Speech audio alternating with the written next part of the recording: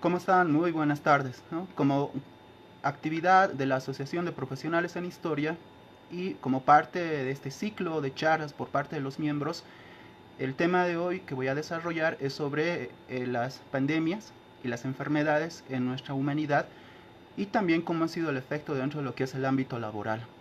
Esta temática efectivamente ha sido abordada más por el ámbito de la salud, por las ciencias médicas, y su enfoque ha sido sobre todo de precautelar que a futuro se presente este tipo de fenómenos. Efectivamente, la lógica de estudiar este tipo de fenómenos lleva a que se permita, ¿no? Digamos, analizar las variantes y la evolución como tal de estas enfermedades.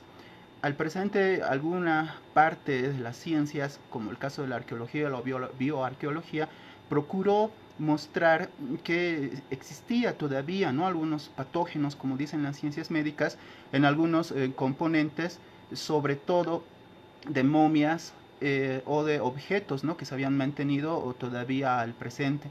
Entonces, el estudio sobre patógenos está bastante avanzado y con la coyuntura en la cual nosotros vivimos, este tema está en boga. La gente procura, ¿no?, informarse más sobre esta temática y a partir de las redes sociales hemos llegado a profundizar este conocimiento. Efectivamente, no todo lo que encontramos en el Internet o lo que encontramos, ¿no?, en algunas páginas de YouTube no va a ser 100% verdad. Efectivamente existe lo que es el componente de este miedo, ¿no?, que genera esto de las enfermedades. Si nos remontamos a lo que van a ser como tal este tipo de situaciones, tendríamos que ver un poco más atrás, ¿no? Y aquí podríamos entrar en lo que Bradel llamaba la historia de larga duración.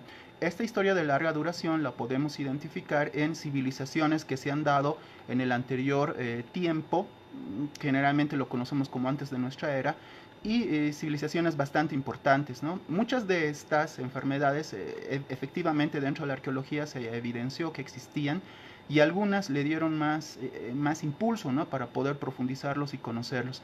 Hoy por hoy tenemos incluso los estudios sobre Egipto, sobre lo que van a ser los faraones y sobre las enfermedades que padecían. El caso de Tutankamón es el más emblemático.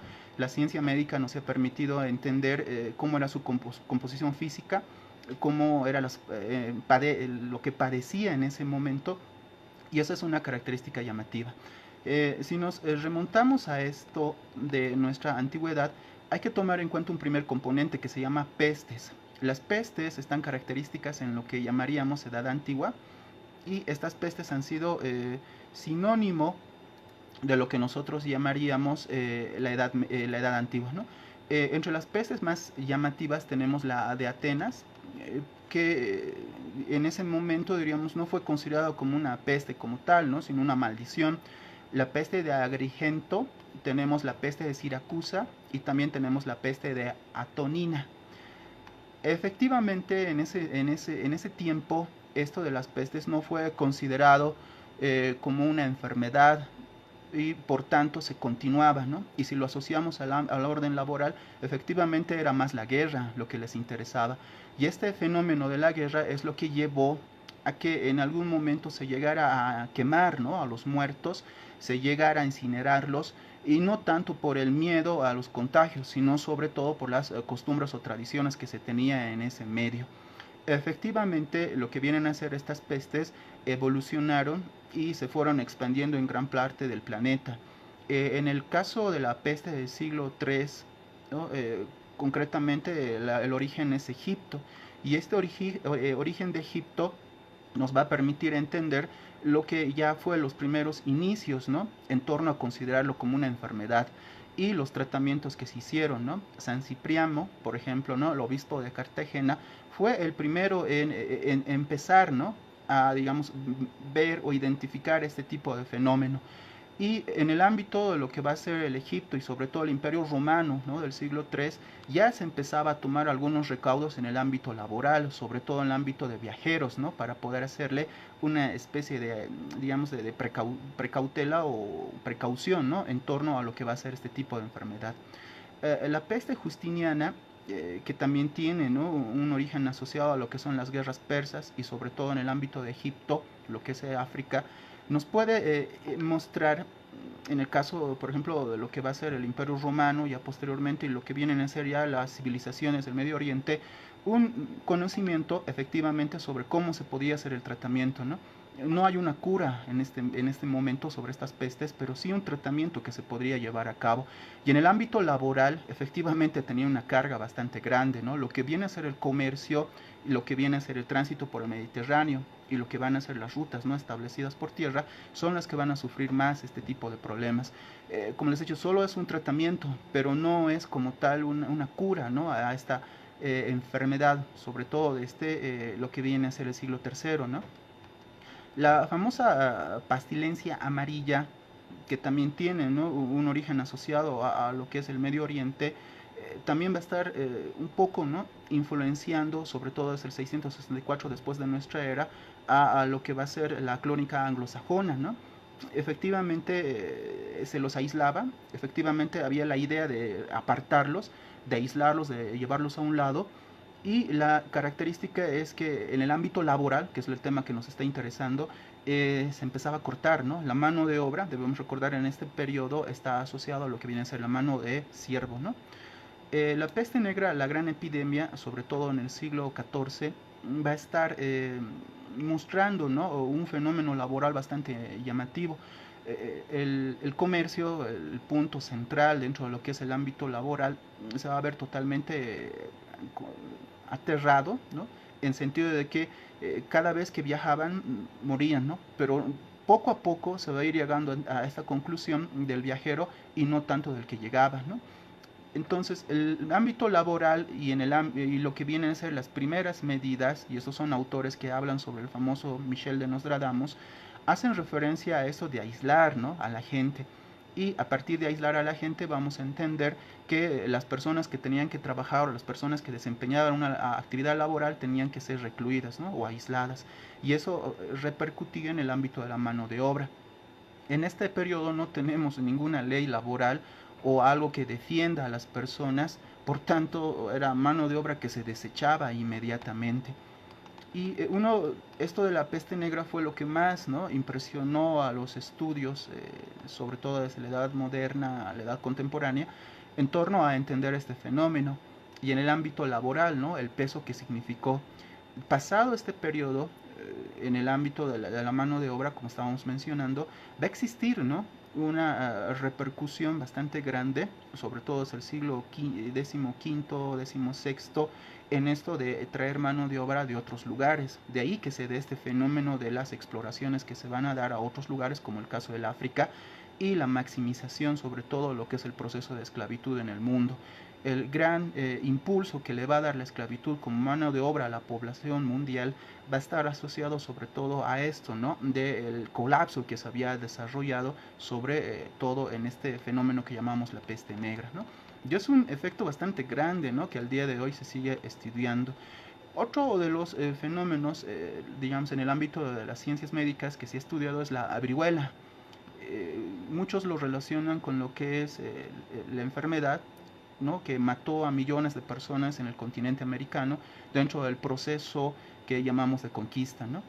Y efectivamente desde la ciencia médica se la identifica como ¿no?, una viruela temprana de grandes dificultades dentro de la historia de la medicina y difícil de diagnosticarse, ¿no?, porque existían diferentes tipos de viruelas en aquel momento, ¿no? La erupción era de tipo febril, ¿no?, como el sarampión, y la varicela o la escarlatina. Y sobre todo esto lo conocemos por la descripción de los cronistas, ¿no?, que hicieron en ese momento. Efectivamente fue un gran punto grande, pongámoslo así, con un punto bien enorme al momento de ver lo que va a ser el efecto en el continente americano. Debemos recordar la estructura de Mesoamérica y de Sudamérica en torno a lo que van a ser los mexicas y en torno a lo que van a ser los incas, ¿no? Y esa estructura jerárquica que se había ido estableciendo en torno a la mano de obra de la misma población. Entonces es un fenómeno que va a repercutir al momento, ¿no?, de darse las actividades laborales. Efectivamente, lo que viene a ser la resistencia, lo que viene a ser el contacto, va a llevar, ¿no?, a que no se tomen esas precauciones. Algunos autores, sobre todo de Mesoamérica, han desarrollado estudios en torno a cómo era la ciencia médica, sobre todo con los mexicas, ¿no?, y este conocimiento bastante llamativo que se tenía. Pero frente a este tipo de enfermedad como fue la viruela, sus conocimientos habían quedado relegados, ¿no?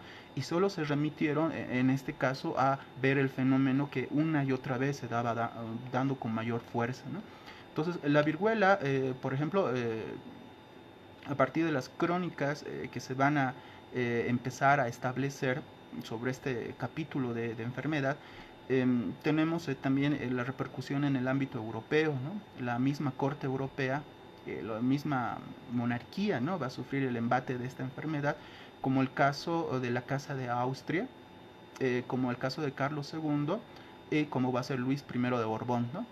Y esta necesidad, ¿no? Por parte también de traer mano de obra en el ámbito laboral, el, el proceso de aplicación laboral en el ámbito americano, ya con lo que es la colonia, va a estar asociado a lo que va a ser la traída, ¿no? Se deben recordar de lo que nosotros llamamos mano de obra esclava y también de otras partes del mundo, ¿no? El caso del proceso de esclavitud va a ser mucho más fuerte, pero en el temprano siglo XVI y XVII es todavía bastante tenso, ¿no?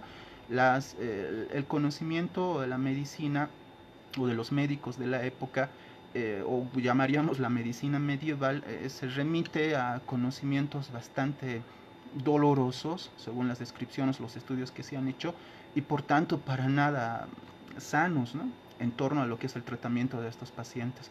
Por tanto, uno que sufría esta enfermedad estaba inmediatamente destinado a fallecer, ¿no? Y como habíamos comentado, la mano de obra era continua, ¿no? Se la cambiaba, se la modificaba, se la cambiaba una y otra vez.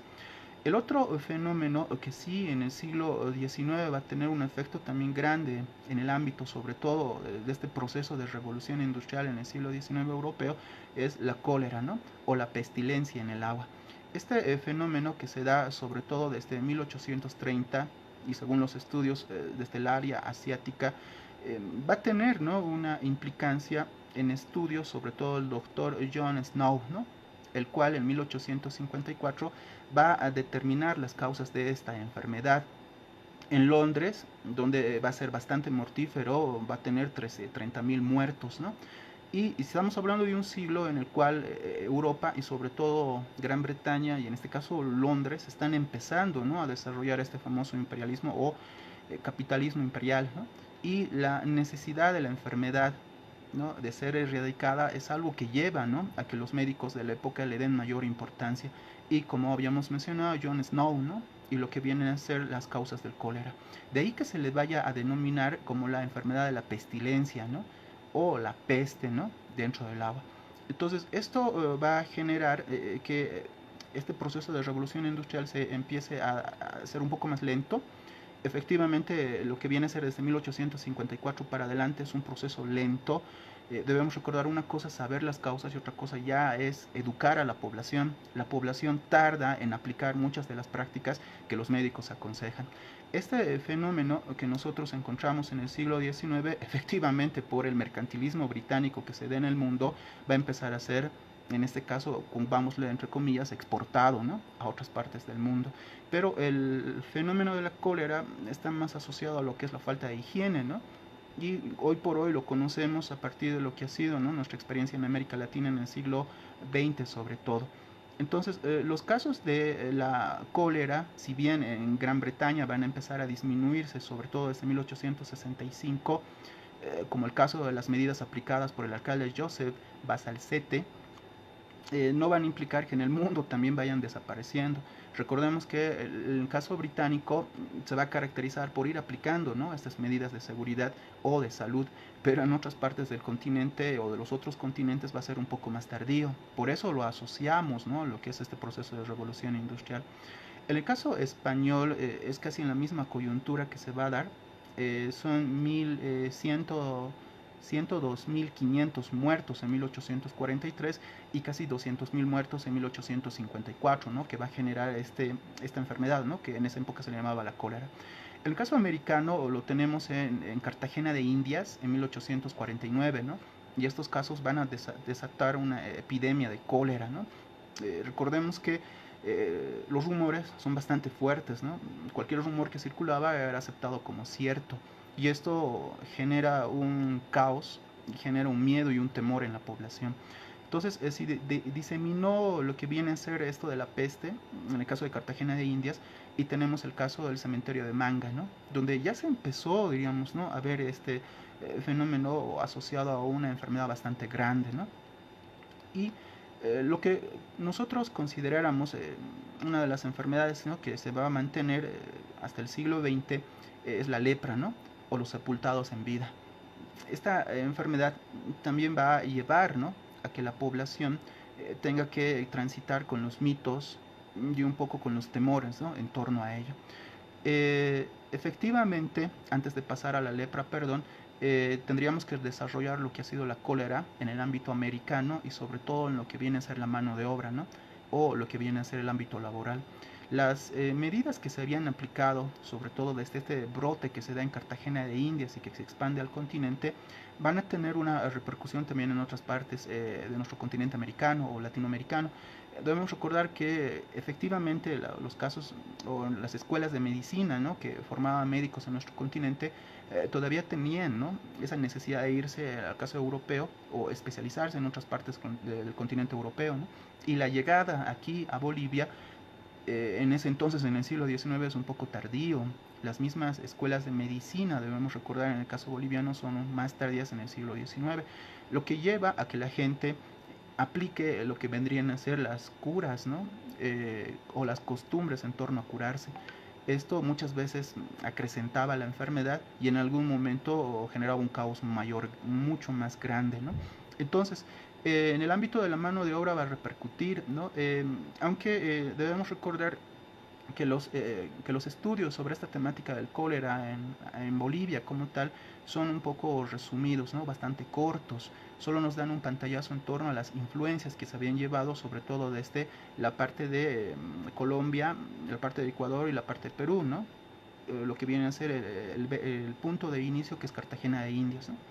Volviendo a lo que es el tema de la lepra, los sepultados en vida, también como se le denominaba, tendríamos que ver algunos elementos, ¿no? El caso de la enfermedad se la relaciona con un origen asiático. Shushruta Samhita la relaciona con un documento chino del siglo V antes de nuestra era, ¿no?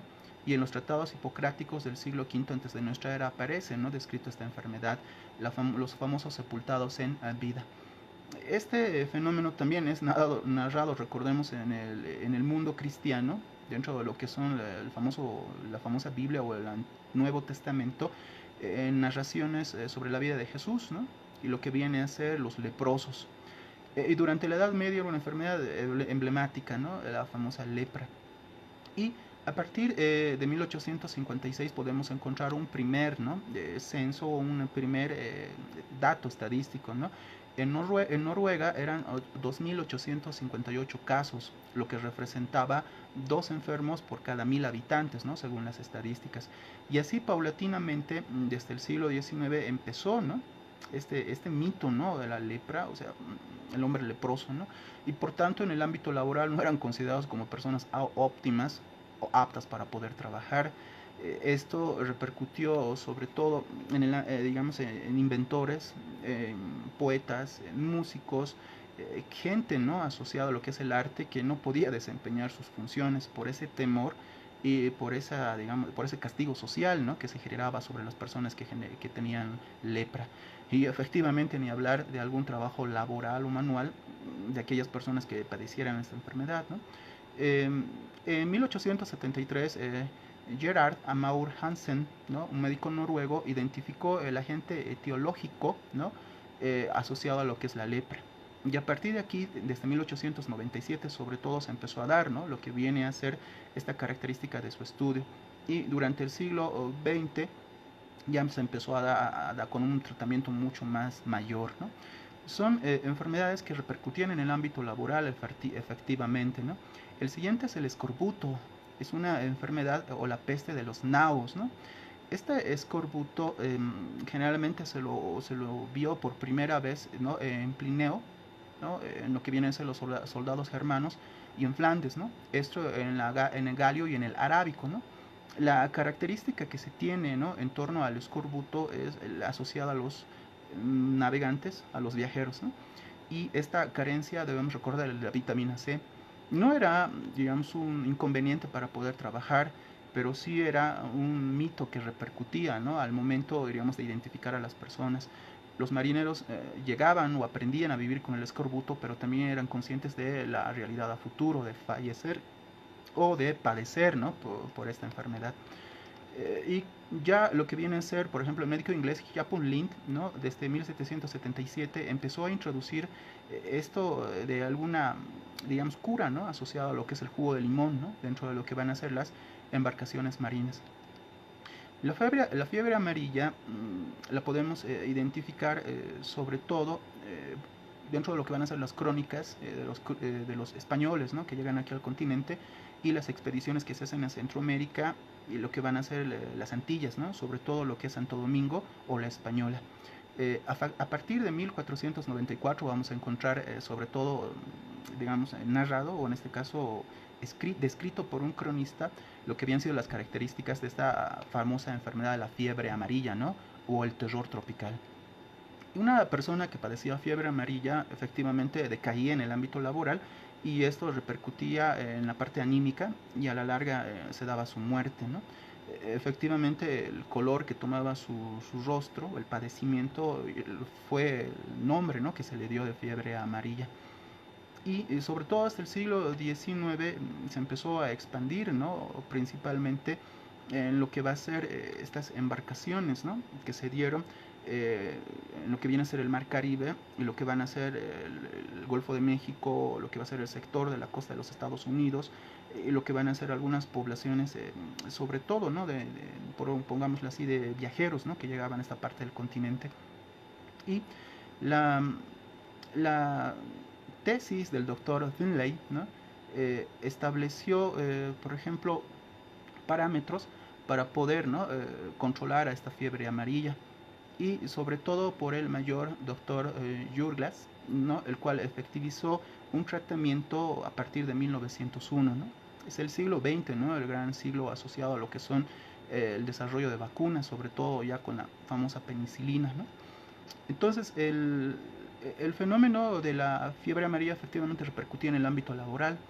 Tenemos el otro, que es la rabia, ¿no? El miedo y la superstición. La rabia también, ¿no? Deja a las personas postradas con el paso del tiempo, y el padecer, ¿no? Este tipo de enfermedad, o en este caso de transgresión, ¿no? A lo que es el organismo, que se va dando poco a poco, ¿no? Aunque efectivamente al final es más catastrófico. Eh, los casos de rabia siempre han estado asociados a los animales, ¿no? Pero ya desde el siglo XX se empezó a hacer una identificación en torno a los seres humanos. Es una enfermedad que puede ser controlada, pero que también repercute, ¿no? En el ámbito laboral, sobre todo de este mito, ¿no? De que las personas que tengan rabia son personas que generalmente tienen que estar encerradas, ¿no? El otro viene a ser la sífilis, la maldición de Venus también se le denomina, ¿no? Y efectivamente la sífilis estaba asociada a nuestra bibliografía sobre los estudios sexuales en el continente americano. Ahí vamos a encontrar este castigo, como lo llamaban, la maldición de Venus, ¿no? O el castigo de Venus, en torno a los dolores que se padecía ya cuando la enfermedad estaba bastante avanzada, o como ITS también se le denomina, ¿no? En 1499 vamos a tener al doctor Francisco Villalobos, ¿no? El médico de Castilla, quien va a empezar a hacer un primer tratamiento, ¿no? Con un ungüento para las bubas, perdón, se le llamaba también en aquella época, ¿no? Y efectivamente no tenía tanto peso en el ámbito laboral, cuando las personas viajaban, cuando hacían las expediciones, cuando hacían una actividad de cualquier índole, pero también teníamos la repercusión social que se daba sobre este sujeto que padecía esta enfermedad. Eh, ya en el siglo XX se empezó a tratar con penicilina, y efectivamente los tratamientos ya más posteriores, ¿no? A este tipo de padecimiento. Y hay algunos autores que también llegaron a padecer este tipo de enfermedad, ¿no? Por ejemplo, personas asociadas al arte, exploradores, navegantes, incluso el mismo pintores, ¿no? Como el caso de Vincent Van Gogh, ¿no? Que llegó a padecer esta enfermedad. El mismo Nietzsche, ¿no? Oscar Wilde, ¿no? Franklin Blixen, ¿no? James Joyce. y Adolf Hitler, ¿no? Según los estudios que se realizaron en torno a que padecía esta enfermedad, ¿no? Entonces, la evolución paulatina de las enfermedades con la evolución de la población en el ámbito mundial llevó, ¿no?, a que se dieran tratamientos, a que la ciencia médica procurara, ¿no?, darle digamos, alguna solución o alguna cura esperada por la población, y con los avances científicos se empezó, ¿no?, a desarrollar estas vacunas. Pero hay algunas enfermedades que también tuvieron una repercusión mucho más fuerte, ¿no? El caso, debemos recordar, de la tuberculosis, ¿no? O la peste blanca también se le denominó. La tuberculosis se caracteriza sobre todo en el ámbito boliviano y en el ámbito, digamos, de la minería, de estar asociado al trabajo dentro de la mina, ¿no? Y esto de los pulmones, esto digamos, de la tos continua, de la flema, que en los distritos mineros era uno de los fenómenos más grandes, ¿no? Para identificar la muerte, ¿no?, de trabajadores de Bocamina, ¿no? Y esto llevó a que se considerara, ¿no?, su tratamiento. Efectivamente, en Bolivia, según los estudios que se han hecho en el ámbito de la medicina de los distritos mineros en el siglo XIX, en el siglo XX, y sobre todo con las empresas nacionalizadas de Comibol desde mediados de la década del 50, fue una de las enfermedades que llegaba, ¿no?, a matar, llegaba a que las personas, o perdón, los trabajadores mineros tuvieran que rescindir de su trabajo, y por suerte, ¿no?, la minería de la Comibol les daba, ¿no?, un reconocimiento a este tipo de padecimientos, pero fue una legislación que poco a poco se fue dando, ¿no? En un primer momento se lo sacaba, pero posteriormente ya se reconoció que era una enfermedad relacionada con lo que son los mineros. Entonces, si bien no se perjudicaban en el ámbito del pago de su salario o de sus saberes, sí llevaba, ¿no?, a un contagio dentro de la familia, de los compañeros que habían compartido actividad laboral dentro de la Bocamina con él, o a la larga ya con los mismos médicos, ¿no? Efectivamente, la ciencia médica fue trabajando, ¿no?, poco a poco, para poder identificar este tipo de fenómenos. Entonces es una enfermedad asociada sobre todo a lo que son las personas, perdón, los trabajadores mineros, ¿no? El otro viene a ser el SIDA, la plaga más mortífera de la historia hasta ahora, ¿no?, según lo que los estudios médicos nos muestran, ¿no?, la ciencia médica. Uno se percata de poder identificar el SIDA a partir de diferentes estudios, ¿no? Algunos estudios los se han ido asociando a África, otros en el presente los se han ido relacionando, ¿no?, al desarrollo en laboratorio de este virus, ¿no?, el VIH, y posteriormente el síndrome, el SIDA. Y efectivamente el peso en el ámbito laboral, sobre todo en la década del 70, 80, donde se empezó a conocer los primeros casos, llevaron a una especie de muerte civil, ¿no?, dentro de la sociedad. Primeramente se pensó que la enfermedad se contagiaba por relaciones homosexuales, el peso más, ¿no?, digamos, social sobre esta persona, y eso lo repercutía en el peso anímico también del que padecía, ¿no?, este virus, y poco a poco el aislamiento dentro del trabajo, ¿no? Los casos laborales o las demandas laborales por este tipo de padecimiento se empezaron a dar desde los 80 y los 90, ¿no? Y las leyes que han buscado reconocerles derechos pese, ¿no?, a padecer este virus han ido evolucionando con el paso de los años. Efectivamente, algunas empresas o algunos propietarios han llegado a despedir a los trabajadores por el simple hecho de padecer el VIH. Por tanto, su relación con el ámbito laboral ha estado muy, muy estrecho, y sobre todo asociado a lo que son los mitos religiosos y las creencias sociales, ¿no?, en torno a que la enfermedad se contagiaba simplemente por estar cerca de una persona con VIH, ¿no? Y efectivamente en el ámbito laboral ha ido cambiando con mayor fuerza, ¿no? Las, eh, las enfermedades asociadas a las diríamos, a los contagios asiáticos en el presente, o la neumonía asiática y del Medio Oriente, es el que ha tenido mayor repercusión, ¿no? Aunque tenemos esto de la famosa fiebre, o diríamos de la enfermedad española, ¿no?, la gripe española, entre lo que va a ser el proceso de la Primera y la Segunda Guerra Mundial, y el tiempo que duró, las medidas laborales que se implementaron efectivamente no fueron de las mejores, ¿no? No se hizo el aislamiento social como lo conocemos, tampoco se llevó a hacer estudios, ¿no?, sobre la evolución misma de la enfermedad. Se sacaban muestras en algún momento ya de personas fallecidas, ¿no?, para hacer la investigación, lo cual atrasó bastante lo que va a ser nuestro conocimiento sobre este tipo de enfermedades.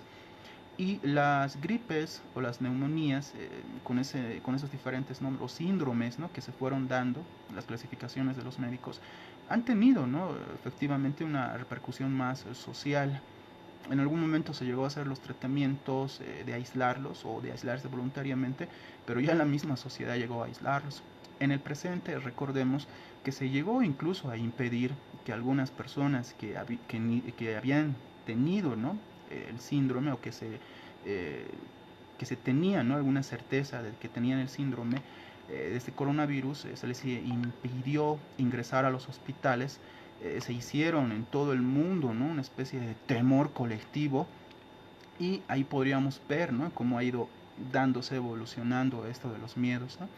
La parte laboral al presente, ¿no?, si tocamos esta historia, ¿no?, de larga duración, podríamos identificar que ha tenido, ¿no?, una repercusión bastante fuerte, ¿no?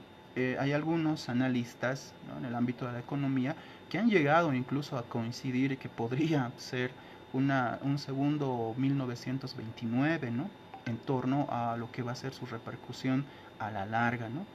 No en corto, sino a la larga, ¿no?, como tal. Entonces, este fenómeno es característico de nuestra humanidad. Alguna vez dijeron, ¿no?, que el enfermarnos es una condición humana, ¿no? Pero también para muchas personas el enfermarse es sinónimo de ya no poder trabajar y por tanto ya no poder desenvolverse plenamente como persona. Y esto lleva a conflictos como se han dado a lo largo de nuestra humanidad. Bueno, ha sido un gusto resumir y asociar lo que es las enfermedades a lo que es la temática laboral de manera grande.